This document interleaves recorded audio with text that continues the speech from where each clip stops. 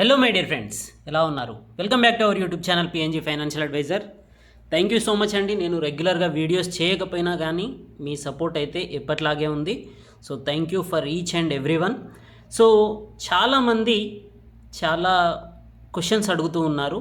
Markets అనేవి డిఫరెంట్గా react అవుతూ ఉన్నాయి, చాలా ర్యాపిడ్లీ గ్రో అవుతూ ఉన్నాయి, పెరుగుతూ ఉన్నాయి. సో ఫాల్ అయ్యే ఛాన్సెస్ ఉందా, కరెక్షన్ అయ్యే ఛాన్సెస్ ఉందా అని చెప్పేసి అయితే చాలామంది మన వాట్సాప్లో కానీ యూట్యూబ్ కమెంట్స్లో కానీ అడుగుతూ ఉన్నారు. సో వాళ్ళందరి కోసం ఒక వీడియో చేయాలని చెప్పేసి నేను డిసైడ్ అయ్యాను. దాని గురించే ఈ వీడియో చేయడం జరిగింది. దీంట్లో మండే రోజు మూవ్మెంట్ ఎలా ఉండబోతుంది, అలాగే ఫ్యూచర్ ఎలా ఉండబోతుంది అనేది అయితే డిస్కస్ చేద్దాం.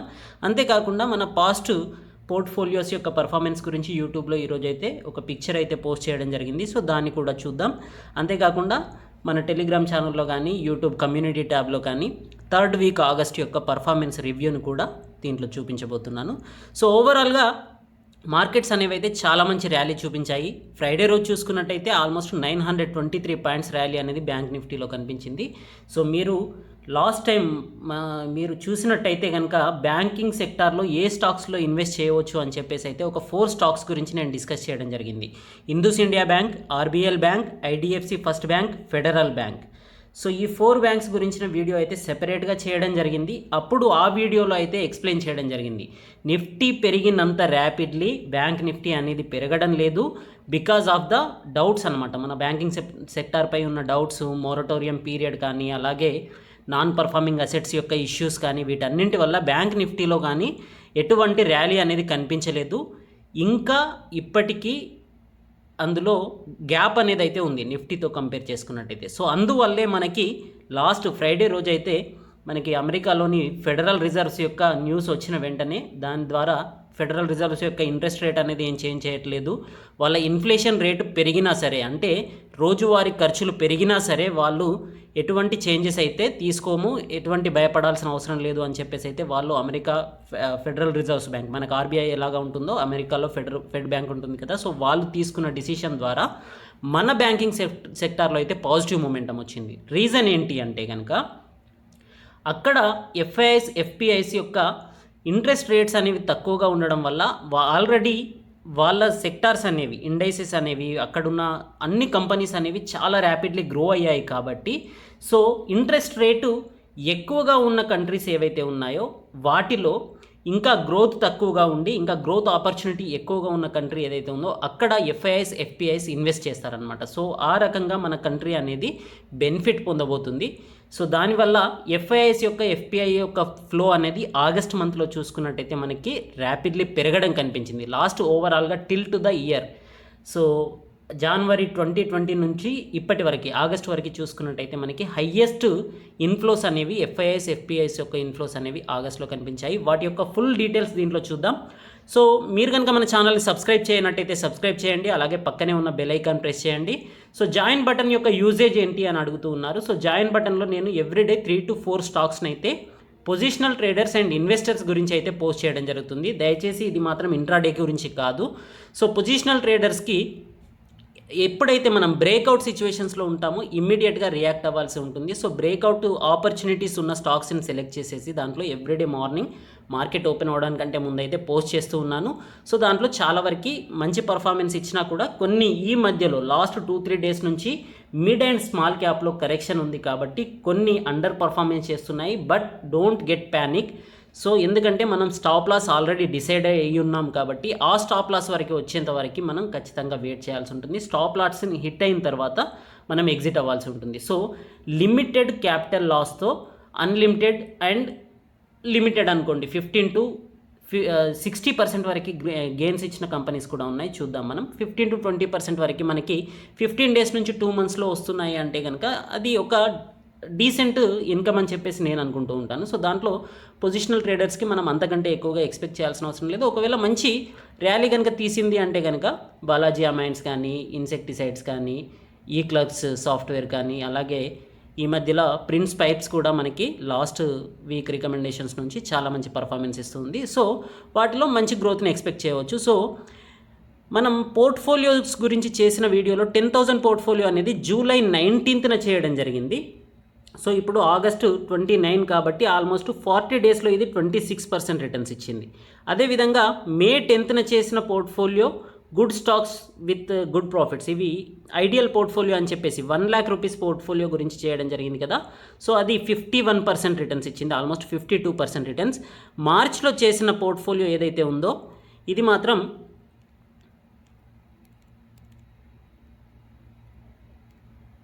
మార్చ్లో చేసిన పోర్ట్ఫోలియో ఏదైతే ఉందో ఇది 86% రిటర్న్స్ని అయితే ఇవ్వడం జరిగిందనమాట. సో మార్చ్ నుంచి మనం చాలా ఫాల్లో ఉన్నాం కాబట్టి చాలా మంచి రిటర్న్స్ అయితే ఇందులో ఇచ్చాయి. బిర్లా సాఫ్ట్ చూసుకున్నట్టయితే 50 రూపీస్ బిలో ఉన్న స్టాక్స్లో బిర్లా సాఫ్ట్ అయితే మల్టీ బ్యాగర్ అయ్యింది.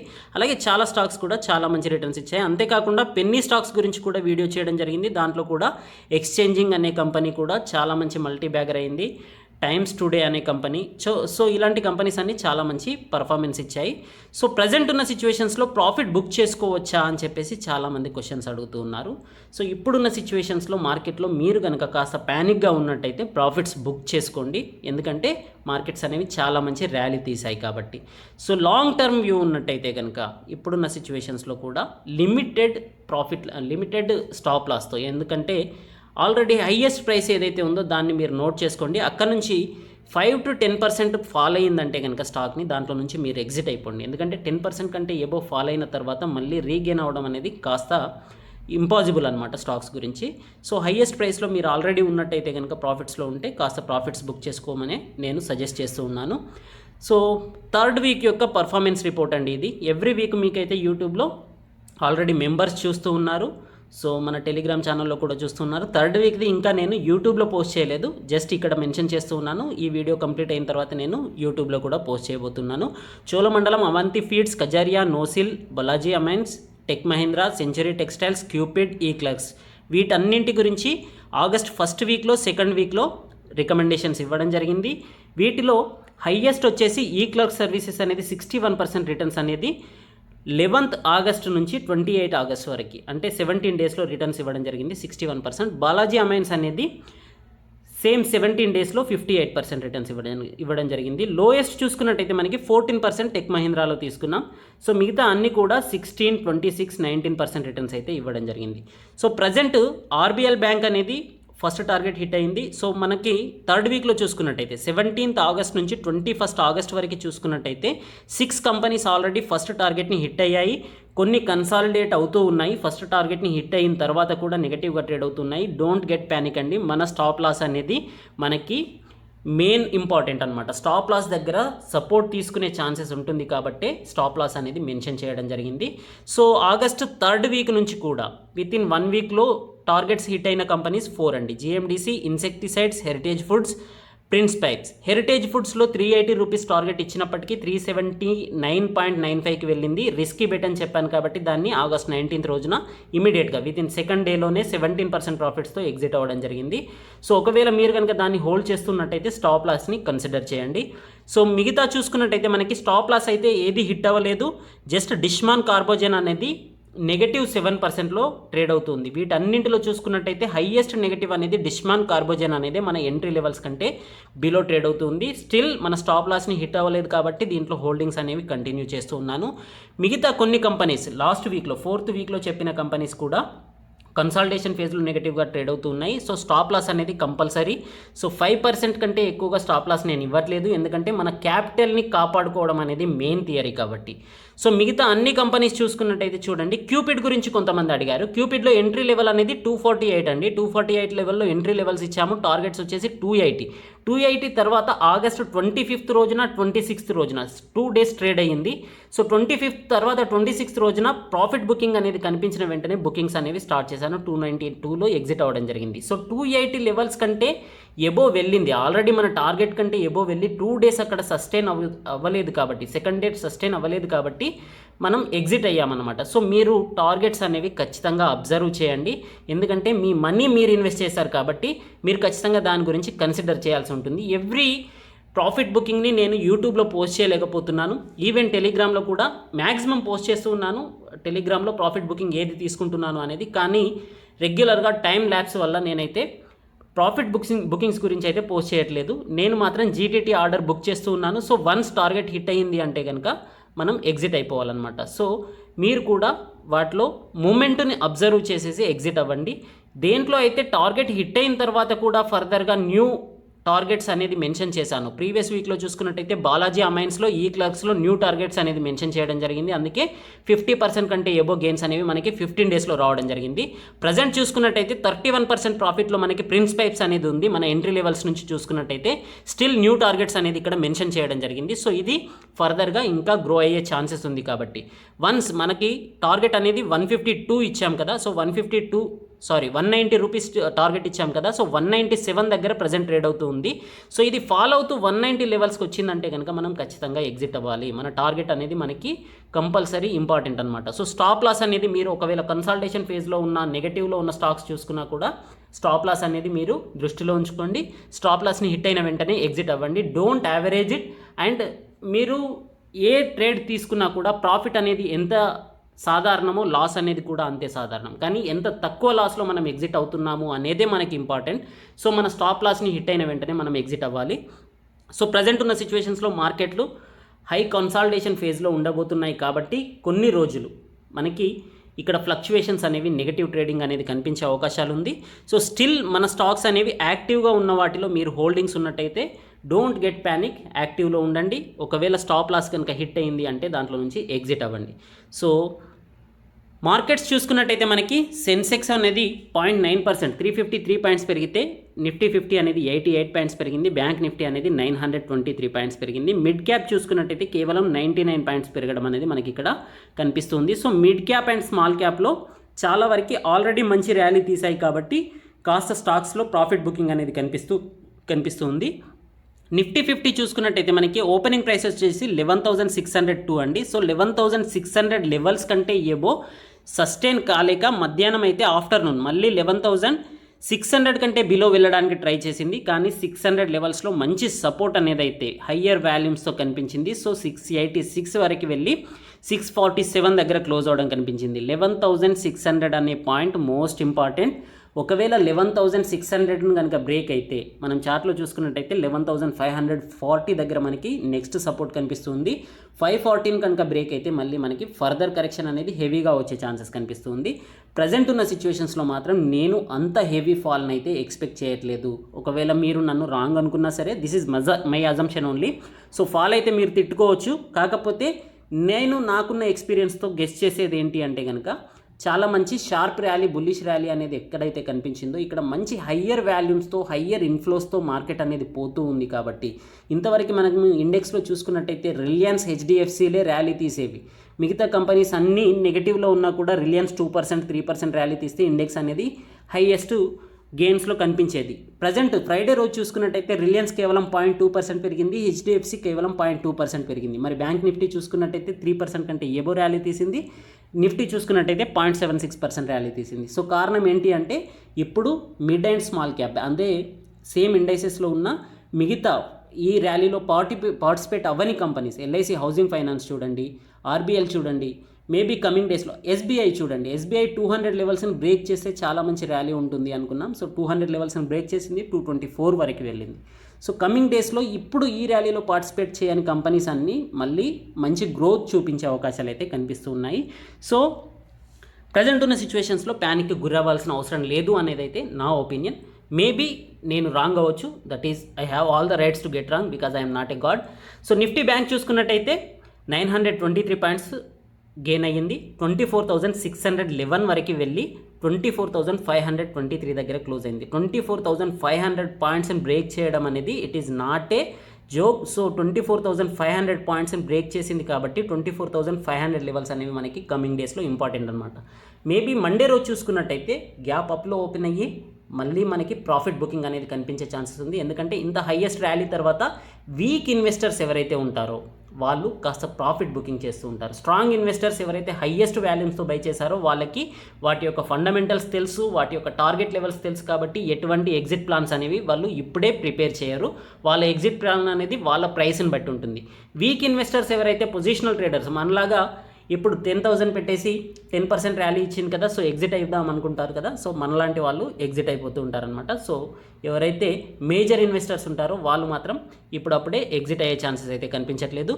సో ఇక్కడ మనం రిటర్న్స్ చూసుకున్నట్టయితే నిఫ్టీలో 1 year రిటర్న్స్ 5.45% కనిపిస్తూ ఉంటే బ్యాంక్ నిఫ్టీలో మనకి 11% నెగటివ్ రిటర్న్స్ అనేవి కనిపిస్తూ ఉన్నాయి. సో ఇది మీరు అబ్జర్వ్ చేయాల్సిన విషయం.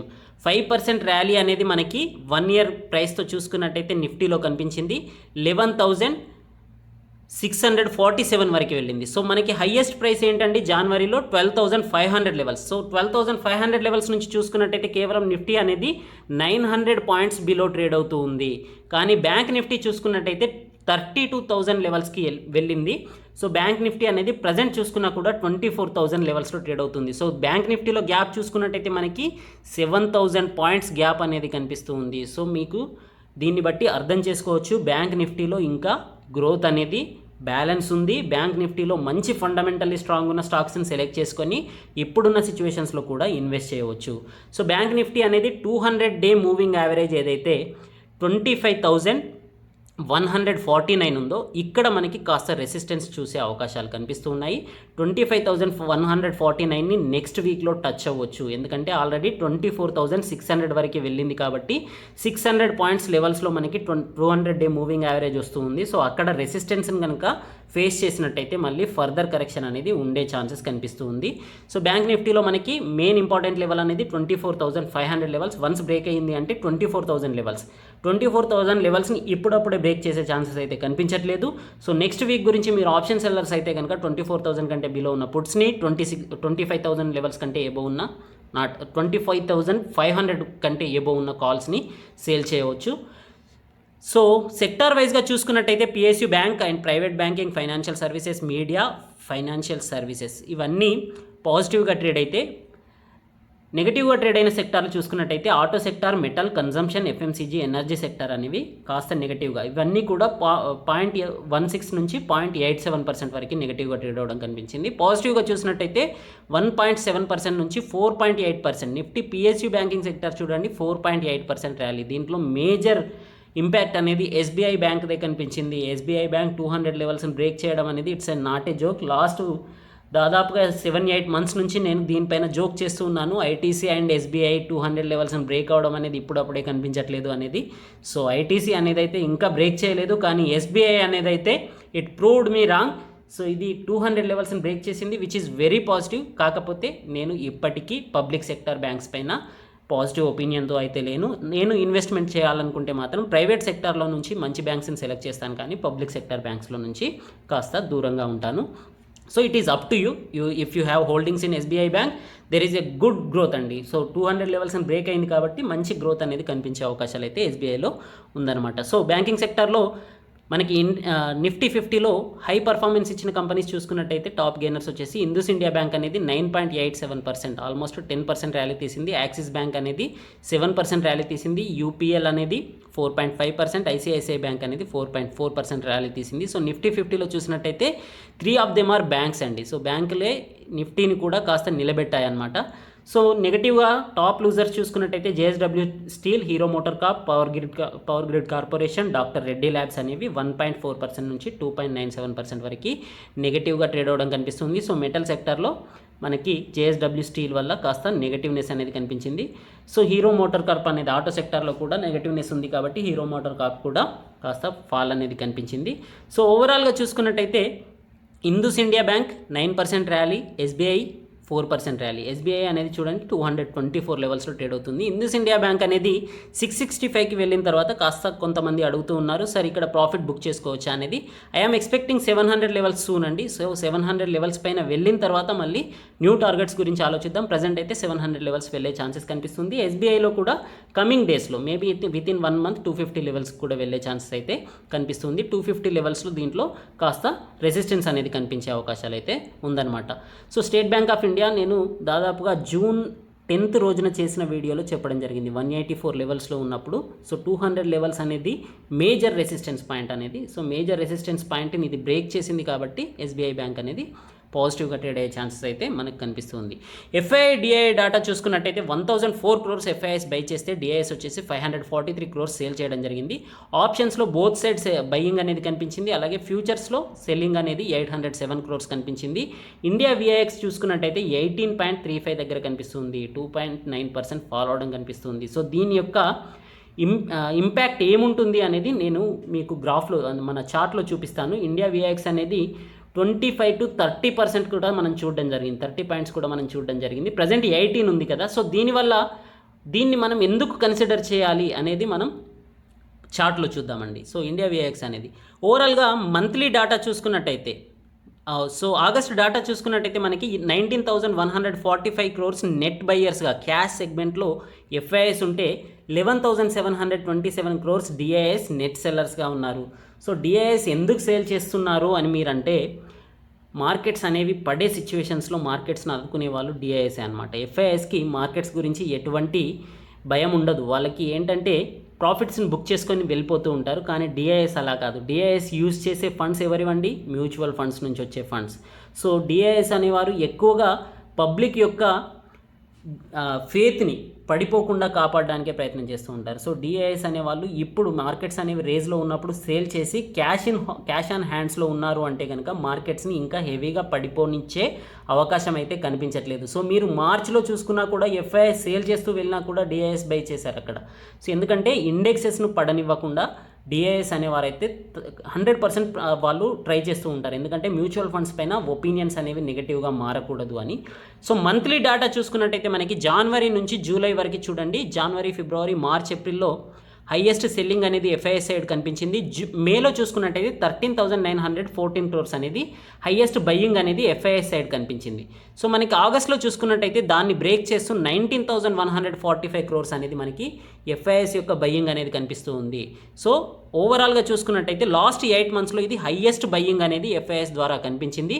సో చార్ట్లో చూసుకున్నట్టయితే మీకు చెప్పాను కదా, ఇండియా విఐఎక్స్ అనేది 18 పాయింట్స్ ఉంటే మనకి ఏంటి దానివల్ల ఇంపాక్ట్ ఏంటి అనేది. సో 30 పాయింట్స్ ఉన్నప్పుడు చూడండి మార్కెట్ అనేది ఎలా ఫ్లక్చువేట్ అయ్యిందో. సో హైయెస్ట్ ఫ్లక్చువేషన్స్ అనేవి కనిపించింది.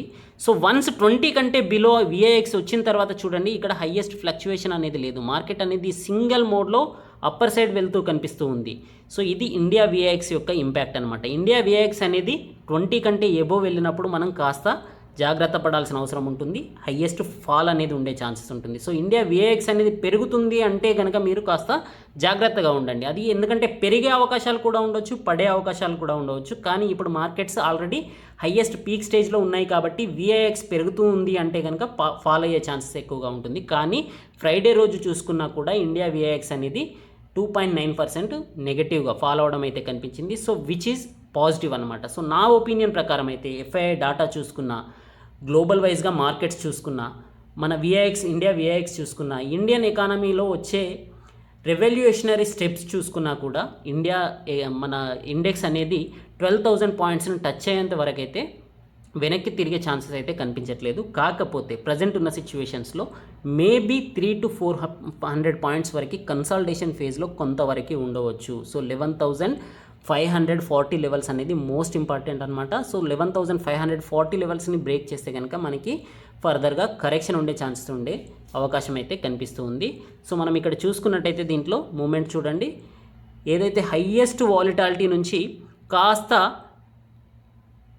స్థిరంగా మూమెంట్ అయితే మనకి అప్పర్ సైడ్ కనిపిస్తుంది. 1 day profit booking, 1 day gaining చూడండి. 1 day negative candle, 1 day positive, 1 day negative candle, then positive, then negative, then positive. So Monday కూడా మేబీ గ్యాప్ అప్లో ఓపెన్ అవ్వచ్చు మార్కెట్ అనేది, ప్రాఫిట్ బుకింగ్ అనేది ఉండొచ్చు. కాకపోతే ఏ నెగటివ్ క్యాండిల్ చూసినా కూడా ప్రీవియస్ డే ఓపెనింగ్ ప్రైస్ని కాదు కదా, ప్రీవియస్ డే క్లోజింగ్ ప్రైస్ని కూడా బ్రేక్ చేయట్లేదు. So previous day closing price కంటే ఎబోనే క్లోజ్ అవుతుంది అంటే కనుక మార్కెట్లో స్ట్రాంగ్ మూమెంటం ఉంది అనేది మనం అర్థం చేసుకోవాలన్నమాట.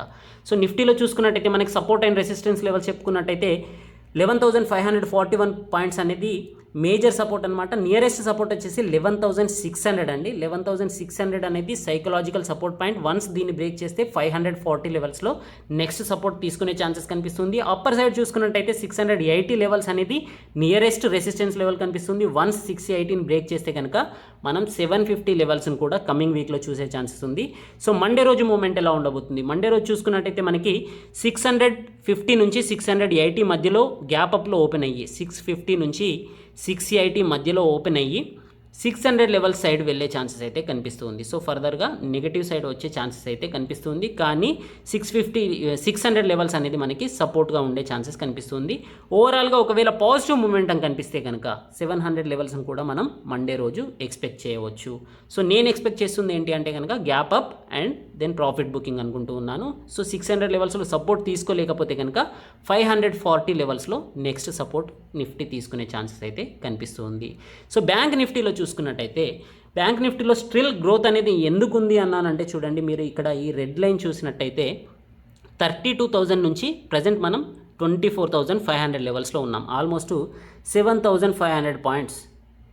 సో 7,500 పాయింట్స్ గ్యాప్ అనేది మనకి బ్యాంక్ నిఫ్టీలో కనిపిస్తుంది. కానీ నిఫ్టీలో చూసుకున్నట్టయితే మనకి ఆల్రెడీ లాస్ట్ హయ్యెస్ట్ ప్రైస్ ఏదైతే 12,400 లెవెల్స్ ఉందో దానికి జస్ట్ 900 పాయింట్స్ డిస్టెన్స్లో ఉన్నామన్నమాట. సో నిఫ్టీలో ఉన్న కంపెనీస్ అన్నీ చాలా మంచి ర్యాలీ తీసాయి. మేజర్గా చెప్పుకోవాలనుకుంటే రిలయన్స్. సో కాకపోతే బ్యాంక్ నిఫ్టీలో చాలా కంపెనీస్లో ఇంకా గ్రోత్ అనేది బ్యాలెన్స్ ఉంది. సో మీరు మేజర్ కంపెనీస్ ఫండమెంటల్ స్ట్రాంగ్ ఉన్న కంపెనీస్ని కన్సిడర్ చేయాలంటే కనుక కోటక్ మహీంద్రా బ్యాంకింగ్ చేయండి. కాస్త రిస్క్ తీసుకునే పీపుల్ అయితే ఆర్బీఎల్ ఆర్ బంధన్ బ్యాంక్, వీటి రెండింటిలో ఏదైనా సరే. ఆర్బీఎల్ పైన కూడా నాకు గుడ్ ఒపీనియన్ ఉంది, బంధన్ బ్యాంక్ పైన కూడా గుడ్ ఒపీనియన్ ఉంది. సో నెక్స్ట్ వచ్చేసి ఫెడరల్ బ్యాంక్. అదేవిధంగా ఐడిఎఫ్సి ఫస్ట్ బ్యాంక్ గురించి చాలామంది అడుగుతూ ఉన్నారు. సో ఐడిఎఫ్సి ఫస్ట్ బ్యాంక్ అనేది గోల్డెన్ డక్ అండి. సో ఇది మల్టీ బ్యాగర్ అయ్యే ఛాన్సెస్ ఉంది. మనం ఆల్రెడీ ప్రీవియస్ వీడియోస్లో కూడా ఎక్స్ప్లెయిన్ చేశాము. 20 రూపీస్ రేంజ్లో మనం డిస్కస్ చేసామనుకుంటా. ప్రజెంట్ 34 to 35 లెవెల్స్లో ఇది ట్రేడ్ అవుతుంది. సో ఐడిఎఫ్సి ఫస్ట్ బ్యాంక్ అనేది ultimately it will perform well for long time view ఉన్నట్టయితే. సో బ్యాంకింగ్ సెక్టార్లో అయితే మనకి ఒక 86 డేస్ కన్సాలిడేషన్ ఫేజ్ అనేది చూడండి మనకి 20,000 లెవెల్స్ నుంచి 24,000 లెవెల్స్ వరకు 86 డేస్ ట్రేడ్ అయిందండి బ్యాంక్ నిఫ్టీ అనేది. కానీ నిఫ్టీలో మాత్రం ఇంత పెద్ద కన్సాలిడేషన్ అనేది మనకు కనిపించలేదు. నిఫ్టీలో మనకి వీ షేప్ రికవరీ అనేది కనిపించింది. బ్యాంక్ నిఫ్టీలో మాత్రం బ్రేక్అవుట్ అయ్యింది విత్ స్ట్రాంగర్ వాల్యూమ్స్. సో ఈ బ్రేక్అవుట్ అనేది 1 డే 2 డే కాదండి, ఆల్మోస్ట్ 1 2 3 4 5 6 7 డేస్ నుంచి continue upper side positive growth అనేది కనిపిస్తూ ఉంది. సో ఇది చాలా మంచి పాజిటివ్ ఇండికేషన్ అనమాట బ్యాంకింగ్ సెక్టార్కి. అందువల్లే మనకి లాస్ట్ ఫ్రైడే రోజున 4% ర్యాలీ అనేది కనిపించింది. సో మండే రోజు ఎలా ఉండబోతుంది? సో మండే రోజు కనుక చూసుకున్నట్టయితే ప్రాఫిట్ బుకింగ్ ఉండే ఛాన్సెస్ కనిపిస్తుంది. సో ఇక్కడ మనకి ఏదైతే డోజీ ప్యాటర్న్ ఏర్పడిందో, రెడ్ క్యాండిల్ ఏర్పడిందో, సేమ్ అదే విధంగా డోజీ ప్యాటర్న్ మనకి మండే రోజు ఎక్స్పెక్ట్ చేయవచ్చు. సో మండే రోజు చూసుకున్నట్టయితే మనకి సపోర్ట్ అండ్ రెసిస్టెన్స్ లెవెల్స్ చూసుకున్నట్టయితే సో మండే రోజు డోజీ ప్యాటర్న్ ఎక్స్పెక్ట్ చేయవచ్చు. అది కూడా మేబీ గ్యాప్ అప్లో ఉండే అవకాశం ఉంది. సో ఆల్రెడీ 4% ర్యాలీ తీసింది కాబట్టి ఒకవేళ 24,500 కంటే బిలో ఓపెన్ అయినా కూడా కాస్త ప్రాఫిట్ బుకింగ్ అనేది అయితే నేను ఎక్స్పెక్ట్ చేస్తూ ఉన్నాను. సో సపోర్ట్ లెవెల్స్ వచ్చేసి 24,000 పాయింట్స్ అనేది సైకలాజికల్ సపోర్ట్ లెవెల్. అలాగే నెక్స్ట్ డౌన్ ఫాల్ అయితే కనుక 23,500 అనేది నెక్స్ట్ సపోర్ట్ లెవెల్ అనమాట. సో వన్స్ 1,000 పాయింట్స్ ర్యాలీ తీసిన తర్వాత మనకి హైయెస్ట్ మూమెంటంలోనే సపోర్ట్ అండ్ రెసిస్టెన్స్ని మనం కన్సిడర్ చేయాల్సి ఉంటుంది. అప్పర్ సైడ్ రెసిస్టెన్స్ చూసుకున్నట్టయితే 25,000 అనే స్ట్రైక్ ప్రైస్ ఏదైతే ఉందో ఇది నియరెస్ట్ రెసిస్టెన్స్ లెవెల్. వన్స్ దీన్ని బ్రేక్ చేసినట్టయితే 25,500 లెవెల్స్ని కూడా మనం కమింగ్ వీక్లో ఎక్స్పెక్ట్ చేయవచ్చు. సో బ్యాంక్ నిఫ్టీలో చూసుకున్నట్టయితే కనుక మనకి మార్కెట్ ఓపెన్ అయ్యేది 24,600 లెవెల్స్లో ఓపెన్ అయ్యి కాస్త ప్రాఫిట్ బుకింగ్ అయ్యే ఛాన్సెస్ అయితే కనిపిస్తుంది. సో ఆప్షన్ చైన్ డాటా చూసుకున్నా కూడా మనకి హయ్యెస్ట్ ఆప్షన్ చైన్ డాటా అనేది మనకి నిఫ్టీలో చూసుకున్నట్టయితే 24 lakhs అనేది 12,000 స్ట్రైక్ ప్రైస్ దగ్గర కనిపిస్తుంది. సో 12,000 కంటే ఎబో వెళ్ళే ఛాన్సెస్ లేదు. వీళ్ళు ఇక్కడ హెవీ అమౌంట్లో ఉన్నారు కాల్ సైడ్ చూసుకున్నట్టయితే. అలాగే పుట్ సైడ్ చూసుకున్నట్టయితే మనకి 28 lakhs అనేది 11,500 దగ్గర ఉంది చూడండి. సో అలాగే 22 lakhs అనేది కూడా 11,600 దగ్గర ఉంది. So which is very positive అనమాట. మార్కెట్ అనేది బుల్లిష్ ఉంది అని చెప్పడానికి మనకి నియరెస్ట్ హయ్యెస్ట్ ఓపెన్ ఇంట్రెస్ట్ అనేది మనకి కనిపిస్తుంది. ఇక్కడ అక్యుములేషన్ చూడండి 13 lakhs అనేది అక్యుములేషన్ మనకి 11,600 స్ట్రైక్ ప్రైస్ దగ్గర కనిపిస్తుంది. సో 600 కంటే ఎబోనే మార్కెట్ నెక్స్ట్ వీక్ ట్రేడ్ అయ్యే ఛాన్సెస్ అయితే ఎక్కువగా కనిపిస్తూ ఉన్నాయి. So this is just my assumption, do your own research. అలాగే బ్యాంక్ నిఫ్టీలో చూసుకున్నట్టయితే మనకి కాల్ సైడ్ చూసుకున్నట్టయితే 5,79,000 అనేది 5,79,000 అనేది 25,000 దగ్గర, 5,39,000 అనేది 25,500 దగ్గర. సో మనం రెసిస్టెన్స్ ఏదైతే చెప్పుకున్నామో ఇవి 2 పాయింట్ల దగ్గర మనకి హయ్యెస్ట్ వాల్యూమ్ కనిపిస్తుంది. అలాగే ఫ్రెష్ అక్యుములేషన్ అనేది కూడా కనిపిస్తుంది. సో పుట్ సైడ్ చూసుకున్నట్టయితే మనకి హైయెస్ట్ 6,67,000 అనేది 24,000 స్ట్రైక్ ప్రైస్ దగ్గర, 3,59,000 అనేది 23,800 దగ్గర. అదేవిధంగా నియరెస్ట్ పాయింట్లో చూసుకున్నట్టయితే 2,31,000 అనేది మనకి 24,500 దగ్గర కనిపిస్తుంది. But we have to observe, మనకి కాల్ సైడ్ కూడా 3,89,000 అనేది ఓపెన్ ఇంట్రెస్ట్ కనిపిస్తుంది 24,500 దగ్గర. సో ఇక్కడ మనకి బ్యాంక్ నిఫ్టీలో కాస్త వీక్నెస్ అనేది ఉండే ఛాన్సెస్ కనిపిస్తుంది, కాస్త ఫాల్ అయ్యే ఛాన్సెస్ మనకి 24,500 కంటే బిలో వచ్చే ఛాన్సెస్ అయితే కనిపిస్తుంది. కానీ 24,000 లెవెల్స్ని అయితే బ్రేక్ అయ్యే ఛాన్సెస్ లేదు. వన్స్ 24,500 లెవెల్స్ కంటే బిలో వచ్చినా కూడా ఇక్కడ సపోర్ట్ తీసుకొని మళ్ళీ అప్పర్ సైడ్ 24,000 నుంచి అప్పర్ సైడ్ వెళ్ళే ఛాన్సెసే మార్కెట్లో కనిపిస్తుంది. సో ఓవరాల్గా గ్లోబల్ డేటా చూసుకున్నట్టయితే మనకి యూఎస్లో డౌ జోన్స్, S&P 500 అండ్ నాస్డాక్ చూసుకున్నట్టయితే 0.5 to 0.67% వరకు పాజిటివ్గా ట్రేడ్ అవ్వడం కనిపించింది లాస్ట్ డే. అలాగే యూరోప్లో చూసుకున్నట్టయితే ఆల్మోస్ట్ నెగటివ్గా 0.2% నుంచి 0.6% వరకు ఫాలో అవడం కనిపిస్తుంది. కేవలం ఆసియన్ మార్కెట్స్లో నిక్కీ మాత్రమే 1.4% ఫాలో అవడం జరిగింది. హ్యాంగ్సెంగ్ అండ్ షాంఘై అనేవి పాజిటివ్గా ట్రేడ్ అవ్వడం కనిపిస్తుంది. షాంఘై అనేది 1.6% వరకు. చైనాలో న్యూ IPO ట్రెండ్ అనేది జరుగుతూ ఉంది. సో దానివల్ల IPOస్కి కంపెనీస్ అనేవి కొత్త కంపెనీస్ వస్తున్నాయి కాబట్టి మంచి బూమింగ్లో అయితే చైనా మార్కెట్స్ అనేవి కనిపిస్తున్నాయి. సో 1.6% ర్యాలీ అనేది మనకి షాంఘైలో కనిపించడం జరిగింది. సో ఓవరాల్గా గ్లోబల్ మార్కెట్స్ అనేవి పాజిటివ్గా ఉన్నాయనే చెప్పవచ్చు. సో నిక్కీ చూసుకున్నట్టయితే కాస్త నెగిటివ్గా ఉన్న, మిగతా మార్కెట్స్ అనేవి చాలా పాజిటివ్గా ఉన్నాయి. సో మన ఇండియన్ మార్కెట్స్ కూడా కమింగ్ వీక్స్లో ఆల్మోస్ట్ 12,000 పాయింట్స్ని టచ్ అయ్యేంత వరకు అయితే పాజిటివ్గా మూవ్ అయ్యే ఛాన్సెస్ అయితే కనిపిస్తున్నాయి. మేబీ నెక్స్ట్ వీక్లో కన్సల్టేషన్ ఫేజ్లో ఉండొచ్చు, కానీ షార్ప్ ఫాల్ అయితే నేను ఎక్స్పెక్ట్ చేయట్లేదు. మరి ఫాల్ ఎప్పుడు ఉండొచ్చు అంటే కనుక నేను మాత్రం మేబీ అక్టోబర్లో ఒక క్రాష్ వచ్చే ఛాన్సెస్ అయితే కనిపిస్తుంది. అది కూడా హెవీ క్రాష్ అని నేను అనట్లేదు. మేబీ అక్టోబర్లో కాస్త హెవీ ఫాల్ అనేది మనం మార్కెట్లో ఎక్స్పెక్ట్ చేయవచ్చు అని చెప్పేసి ఇట్ ఈజ్ మై అనాలిసిస్ అండి. Okay, thank you, good luck, జై హింద్.